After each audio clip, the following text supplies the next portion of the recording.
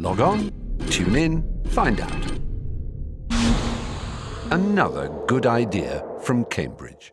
Actually, it's Russell Barton, Penn State, and maybe I should add more than Penn State. National Science Foundation right now. Yeah, and the National Science Foundation. Since they're paying, it's... Oh, they are paying. They're paying, yeah.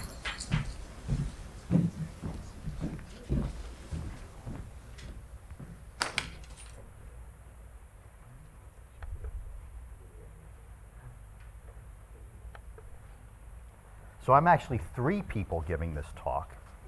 Just so you know, I'm not just Russell Barton in giving this talk. And so all 3 of us want to thank the conference organizers, one of whom is one of me. This is a wonderful opportunity particularly for the stochastic simulation and deterministic simulation communities to get together and share ideas. And I have to confess that I've been interested in the deterministic simulation, metamodeling and optimization activities for a long time, but haven't been paying maybe quite such careful attention to some of the work. And so this workshop helped me again to pay more attention to some of the things that are being done in the deterministic community. And I really believe there are a lot of opportunities for cross-fertilization. I'll talk just about one of them today.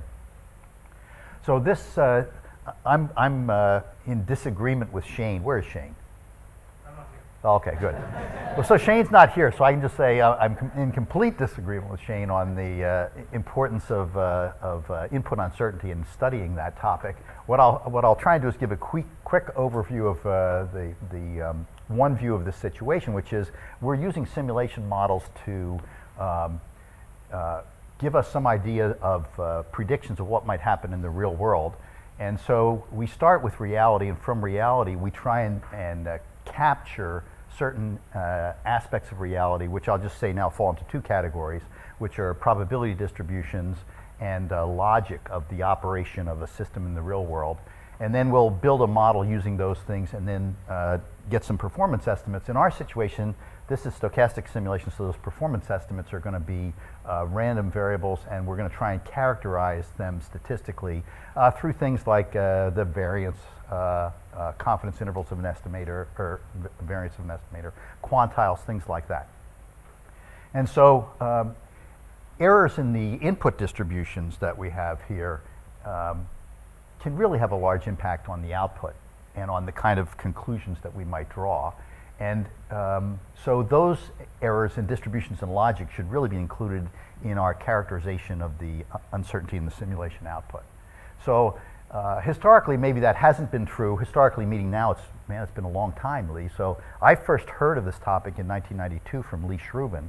And so let's say prior to 1992, at least, the approach might be, well, I'm going to simulate a system. And so just picture this first little group of replications there. That's 10 replications of an MM110 Q, where I've estimated the inter-arrival distribution and service distribution with 50 samples from the real world.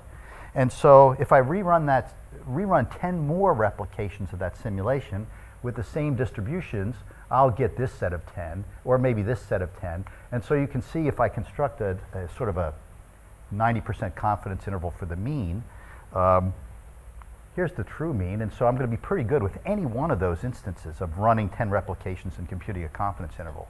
But what really happens is the second time I do that, I'm going to get a different set of 50 inter-arrival times and a different set of 50 service times, and it really looks like that.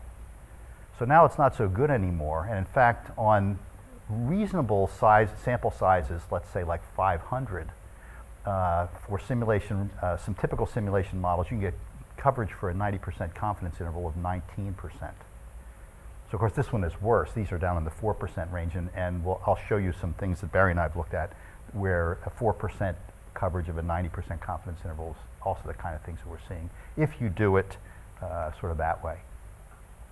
So that's sort of the motivation for wanting to do this. I have to say this talk is limited only to consideration of uncertainty about the distribution. So the logic I'm assuming, perhaps naively, but I'm assuming the logic is something that's easier to verify. Not always true. I'm also going to assume, which is not true, that we're really dealing with stationary situations. So there really is a probability distribution, which there I agree with Shane. Maybe that's not true. Maybe we don't really have a probability distribution. So The next thing, though, I have to take sort of like a big swallow. So to get started on this, Barry and I were working on parametric case. So I don't believe in parametric cases. I think it's a big mistake for us to use parametric distributions. That almost anything we want to do, we can use empirical distributions and get the results that we want. But for today, I'm just going to assume this aspect that's been discussed before, where we have a parametric distribution characterizing the input. And so that means there's a question about, do I have the right parametric family? And then given the family, do I have the right parameters for that family? So today I'm ignoring the form question. I'm assuming I have the right family, and it's really just a question about, do I have the right, let's say it's normal, do I have the right mean and variance for that input distribution?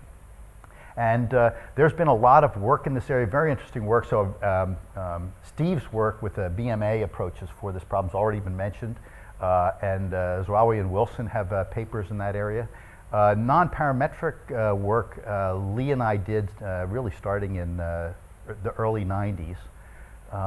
And I will say that the approach I'm going to talk about here has some shared elements. So we're going to try and characterize the uncertainty in a parametric distribution, non-parametrically by Bootstrap.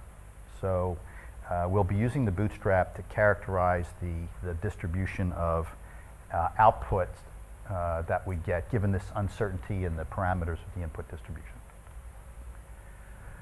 Okay, so just to illustrate this, I'm going to show what we call a stylized simulation. And it's in the red box because I'll show what's stylized about it. So we're going to look at a situation where we have a MM infinity Q, and we're going to have interarrival times that are estimated by a sample of size M, interarrival times, and for now let's keep things simple. We also have little m service times. And then what's going to happen is that we're going to simulate n replications of that Q, but we're only going to take one observation from each replication, an observation that's in steady state, because in that case the steady state distribution can be characterized. And then so for each replication we're not taking all the data from that Q, just one single observation of the number of customers in the queue. And then we'll estimate this, the mean, the steady state expected number in the queue. So it turns out that when you do that, when you don't know, when you've taken the sample and you don't know the interarrival times and the service time, there are errors in that characterization of the mean, and there's a variance component that come from the uncertainty in the input distribution. Here's the explicit characterization of that. So the term in blue is a term that's the normal uncertainty that comes from the finite number of replications of the finite simulation effort. That's the n replications that were done in the simulation. But the other two pieces come from the little m, the finiteness of the sample, to estimate the interarrival distribution and the service distribution. So this is really the purpose of this bootstrapping, is to focus on those two red terms. Well, in fact, I'm going to skip the first one. So the bias one I'm not going to deal with. I'm really going to be dealing primarily with the, well, no, that's not true. The bias one will be captured also, especially if we do bootstrapping the right way. So the real problems that we face, of course, are going to be more complicated than this little baby example we have here, because it's not going to be 2 input models. It can be hundreds of input models, so that's going to make things more complicated practically. And we're not always going to have little m on each one of them, so there's some that may have lots of data because it's easy to collect it or it's computerized, and others where it's very difficult to collect, and so we'll have very little data. And of course, in the models that we're studying, some of the outputs have highly nonlinear relationship to the inputs, at least in certain portions of the range. People use, this is the riskiest thing, okay? So if you're actually trying to calibrate the input distributions with real-world data, it's probably because you really plan on using the results of this model to affect real-world decisions. So if it were just a toy problem where you're making things up, then probably you're going to use the simulation model in a qualitative way to gain insight, but not to make direct decisions from the values. So the fact that we're actually calibrating this simulation model with real-world data makes it scary, because it probably means we're going to use it to make a real-world decision. So to characterize that error that comes from the input distributions, we use a bootstrap And so let me just say a couple of words about Bootstrap because we've had some confusion about our strategy. When I talk about bootstrapping in this context, there's actually 3 activities that go on within a Bootstrap analysis. So the first activity says I have a sample of data. In this case, it's x1 through x sub m. And I've computed a statistic, capital S, which is a function of those data, x1 through xm. The first piece of the Bootstrap activity is to resample with replacement from x1 through xm. The second piece is to calculate that statistic, S sub j. And the third piece is to take all those S sub j's from the J Bootstrap resamples and construct an empirical distribution or some characteristic of that empirical distribution. The second step here, the computing of the statistic for us means rerunning the simulation. That would be the most direct way of doing it. So when Lee and I worked on this a long time ago, it was rerun the simulation with newly fitted input distributions based on the Bootstrap resamples. Of course, that's expensive to rerun the simulation for every single Bootstrap resample. So our objective here is to try and come up with a in this particular case, we're going to try and come up with a confidence interval for an output parameter so that this confidence interval that we have has a given probability of capturing the true value. Now, f sub c is based on assuming we have a distribution. The c stands for correct, so that's the correct distribution. The problem is what we actually have is an approximation that's based on a sample size of m. Right, so that's what we'd like to try and do. Okay, and this is what's typically done. So it's conditioned on the distributions that we fitted rather than the real distribution. So we have a way of decomposing this to say that the particular output we get from a simulation has some expected value and then some deviation from that. And I'm going to decompose that in a little different way. So it has, this is the expected value from this simulation, but I can look at that as, well, there's the mean if I had used the true distribution, and then there's this difference between what I get with my simulation model using fitted distributions and the true distribution. And then there's, here's what I got in that particular simulation, and here's the long-term average that I would get if I had infinite simulation effort. So this is called the true mean, the input uncertainty, or we call that maybe extrinsic uncertainty, and here's the intrinsic uncertainty that we have.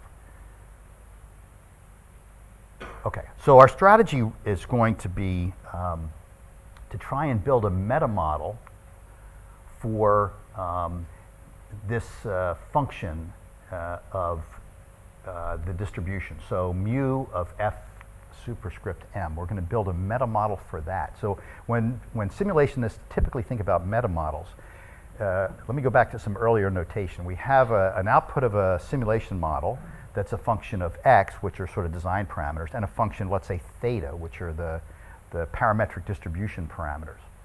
So usually when people build meta models, they're functions of x. This meta model is going to be a function of theta. So that's a difference. So it's going to be a designed experiment where we're varying the input distribution parameters. Okay, so key steps again, resample for bootstrapping. Resample, compute the S, and then get the empirical distribution for S. Okay, so and in this particular case, our strategy is going to be the computing's done by this meta model instead of rerunning the simulation. So that has a couple of advantages. One advantage is the meta model's fast to run, and another advantage is the meta model's not stochastic. So the discrete event simulation, if I run that twice, even on the same value, I get 2 different answers, assuming I'm not using common or random numbers. But with the meta model, I'll always get the same answer. Okay, so instead of bootstrap evaluation of the simulation, as I said, we'll do the evaluating a meta model. And this is actually the first parallel I would mention is now this is like the strategy that's used in the deterministic simulation community, where it's not because the output's stochastic, but just because running the simulation is computationally expensive. So the same kind of uncertainty analysis strategy has been used in the deterministic community also. Okay, so the issue is what kind of meta model and how do we design the fitting experiment. And so for our strategy, we're using a stochastic Kriging model, which I don't have time to describe, but it allows us to, I think it was discussed earlier in the presentation anyway, so this is not going to be an interpolating Kriging model. And then the design of the experiment, we're going to use some that are a strategy that I probably will get a chance to show you and not get a chance to say a whole lot more about what's going on. So I'm not going to go through this. We don't really have time to describe what's happening in this metamodel assisted bootstrap. But once I've constructed this metamodel based on the thetas, here's what I'm going to do. I'm going to resample the input data. I'm going to use that to compute a new resampled mean and standard deviation, say. And then the metamodel has as arguments the mean and standard deviation of the input distribution. And it gives me the resulting response. And I'll do that many times, so I'll get many copies of the response, and that'll allow me to characterize, say, in this way. This is a histogram of the response if I want a confidence interval for the average. Okay, so this is experiment design, and the example I just described was mean and standard deviation. So let's consider that. It's the only kind we'll have a chance to talk about. And this, of course, simplifies things. That's why the parametric case is easier to consider. It's hard to consider what's my meta model going to be if I'm using an empirical distribution. What's the characterization of an empirical distribution that's going to be the argument for a meta model when I have 100 empirical distributions? So it's harder to think about. So we get just two parameters, mean and variance, for, or maybe a few moments if we're talking about parametric cases. So I want to show you a picture. This picture is showing you the Bootstrap resampled mean and standard deviation for a set of data. And so the interesting thing is it tends to fall in an ellipse shape. And so the experiment design strategy in this case was to find a space filling design over an ellipse fitted to cover X% of the data. You can pick your X, maybe 95% of the data. So the fitted ellipse is this dashed line. And then these, as I said, the green asterisks are the Bootstrap resampled data, and then compute the mean and standard deviation of those. And then the circles are a space filling design on a sphere that's been transformed to this particular ellipse. So that's one strategy that I just wanted to mention that's used here. This strategy has some advantages over if you want to really characterize the entire distribution, this strategy has some advantages. Now, if you're really concerned about one particular, let me back up here for a second. If you're concerned about one particular percentile on this, you might focus the design more to capture that. So if I look at the response, so let's say in this case, this shape here is the response over that set of Bootstrap resampled values. Then I just really care about having the response be a good fit at the low and at the high values of the response, because I'm just trying to capture where I cross that lower end of the 95% confidence interval and upper end. And so that is closely paralleled by one of Jeremy's papers from 2004, and I just swiped one of your figures here to show how that worked. So in this case, it was also a Kriging model, but deterministic Kriging. And in this case, you say, well, let's just suppose I know at that vertical distance where that the percentile is going to fall between these two values of the response, the simulation response. Then given this Kriging, first stage Kriging fit, I can figure out that I really want to get samples in this region to tighten down my uncertainty about that first stage meta model. So that makes sense. If you really have particular percentiles in mind, you might want to do a two-stage process where you have some space filling design first, and then you focus more design of experiments effort near these thresholds. But if you're not sure, if you want to do, maybe you don't want to just do 90%, or maybe you want to see more of the shape, then I think the design I showed you earlier could work well. All right, so now I'm just about out of time. I want to talk about a queuing example that's more realistic, where I think there's about 1,000 customers run through this system with maybe there's some truncation of initial samples to, I don't want to get into a discussion about whether or not we're getting rid of initialization bias. It doesn't really matter because that's not what's being studied in this case. But what I want to show you is the results of using this bootstrapped approach and the coverage that we get for the confidence intervals compared with the usual approach, which would be take the original sample, run replications, compute the uncertainty that comes just from the intrinsic uncertainty, the finiteness of those 1,000 customers. And so I won't even talk about the design. Let me just say that there's two different levels of computational effort, 600 units and 1,200 units. And for fitting the meta model, there were 20 design points, 40 design points, or 60 design points. What I'll show you here is the meta model assisted bootstrap coverage for a 95% confidence interval in all the cases on this example. Look, very good. The next thing I want to say is that the true value was 4 customers in the system. And I should say the sample size here was 100. That's what that means. Sample size was 100. True value was about 4 customers in the system. This is the width of the confidence interval. So that's, again, I'm trying to explain that in situations that seem pretty reasonable, you don't know anything. That the input uncertainty completely overwhelms the fact that I only ran 1,000 customers through this system, maybe. But if I, in fact, if I do the usual confidence interval, which says conditioned on the distribution I actually used, what's the confidence interval, then the coverage is not so good.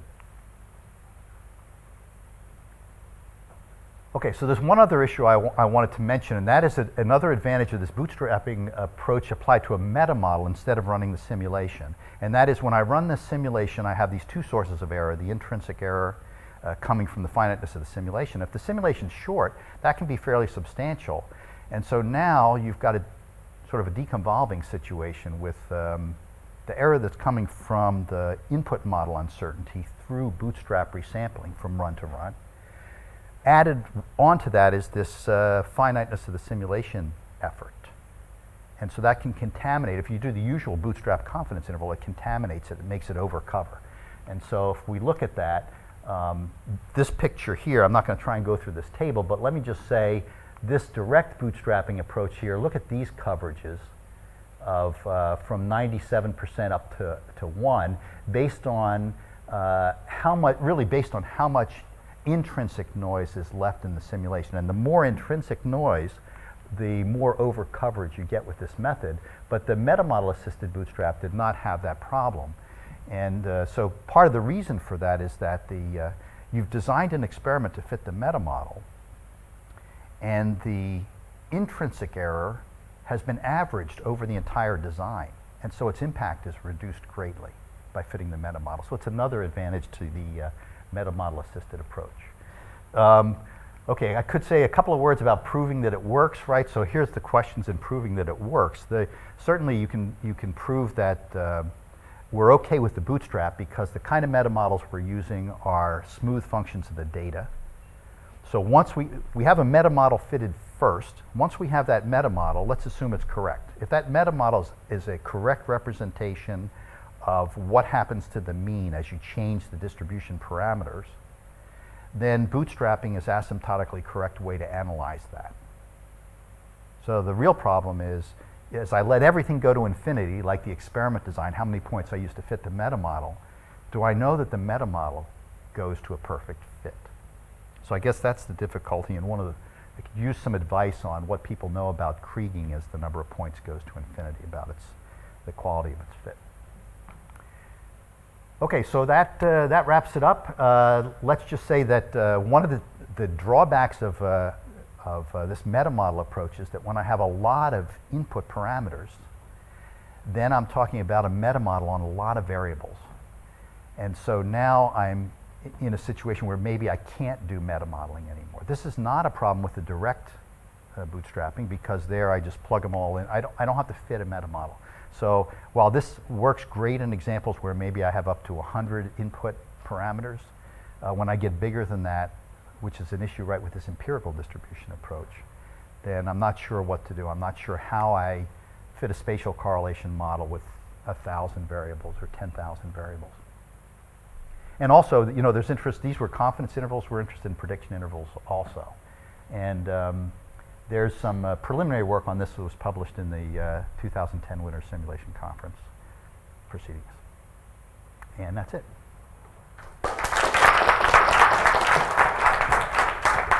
I think we have time for 1 or 2 questions, because Russell started a little bit late. Any questions right now? Or maybe you can say something for the photo shoot, and then instead of staring at the camera, start talking. That's a good idea. To Russell. Okay. Okay, next speaker. Thank you, Russell.